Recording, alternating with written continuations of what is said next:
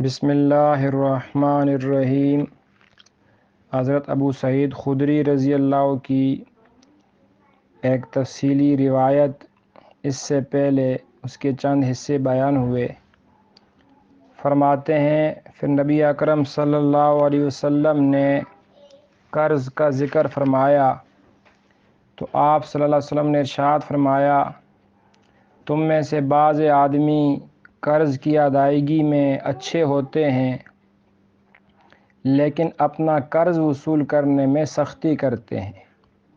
یعنی اگر انہوں نے کسی کے دینے ہوں تو بہت جلدی ادا کرتے ہیں، اچھے طریقے سے ادا کرتے ہیں، لیکن کسی سے لینا ہو تو پھر سختی کرتے ہیں۔ چنانچہ اس کی دونوں خصلتوں میں سے ایک دوسرے کا بدل ہو جاتی ہے۔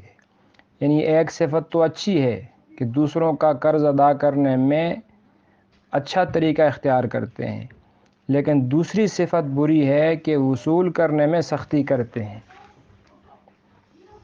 اور بعض آدمی قرض ادا کرنے میں تو برے ثابت ہوتے ہیں لیکن کسی سے اپنا قرض وصول کرنے میں اچھے ثابت ہوتے ہیں۔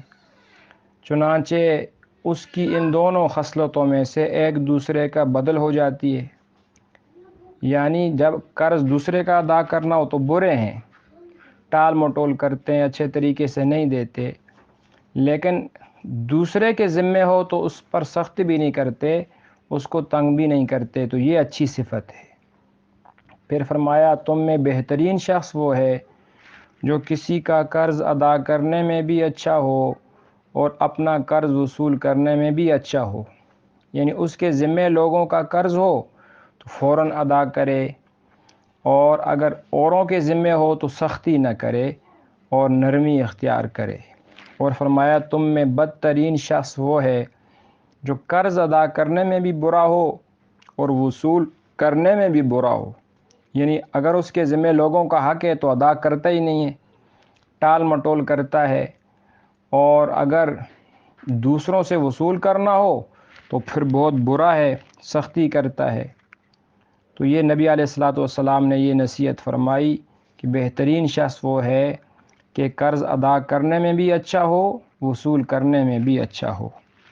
آج اس معاملے میں بہت کوتاہی ہو رہی ہے، لوگ عیاشی کرتے ہیں، کھاتے ہیں، پیتے ہیں، لیکن قرض کی دوسروں کی ادائیگی کی پرواہ نہیں ہوتی۔ حالانکہ نبی علیہ السلام ایسے شخص کا جنازہ بھی نہیں پڑھاتے تھے۔ اس معاملے میں بڑی کوتاہی ہو رہی ہے، ہمیں چاہیے کہ اپنے معاملات صاف کریں۔ اللہ میں عمل کی توفیق نصیب فرمائے، آمین۔